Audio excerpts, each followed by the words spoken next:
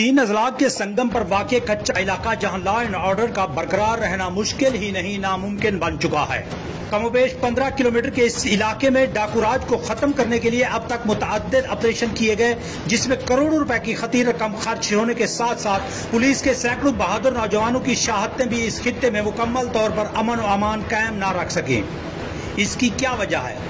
क्या डाकू इतने ताकतवर हो चुके हैं कि पुलिस फोर्सेस को तिगनी का नाच नचा रहे हैं? राजनपुर, रुझान, गुड्डू, कश्मोर, सादकाबाद और घोटकी के इलाकों में मुकम्मल तौर पर डाकुओं की गिरफ्त में हैं। इन इलाकों में से डाकू लोगों को अगवा करके या तो उन्हें भारी तावान हासिल करने के बाद रिहा करते हैं या फिर उन्हें जिंदगी से हाथ धोना पड़ जाता है। अगवा बरए तावान के साथ साथ यहाँ के डाकू अब हनी ट्रैप के जरिए लोगों को बआसानी अगवा कर लेते हैं और भारी रकम तावान का मुतालबा किया जाता है।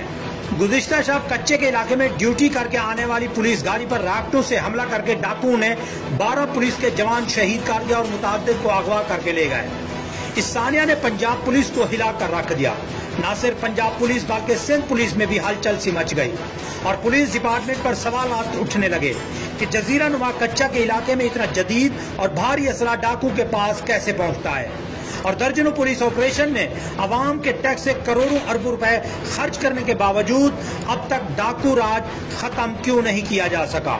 इन चौंका देने वाले सवालात का जवाब आईजी पंजाब ने कुछ इस तरह से दिया। तो मुकम्मल हमारी इसके लिए से तैयारी है कि जवानों की हम हिफाजत भी करें और लोगों की भी हिफाजत करें। लॉस जरूर है और इसका बदला भी इंशाअल्लाह ताला हम लेंगे। यहाँ के लोगों का कहना है कि 20 साल से कायम डाकूराज के खात्मे के लिए यहाँ कच्चे में फौजी ऑपरेशन नागुज़ीर बन चुका है।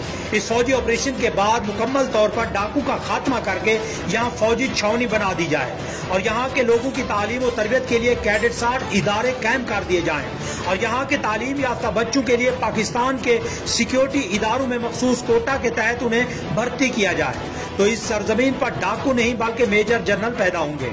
एडी आमिर थईम, मेट्रो वन न्यूज, राजनपुर।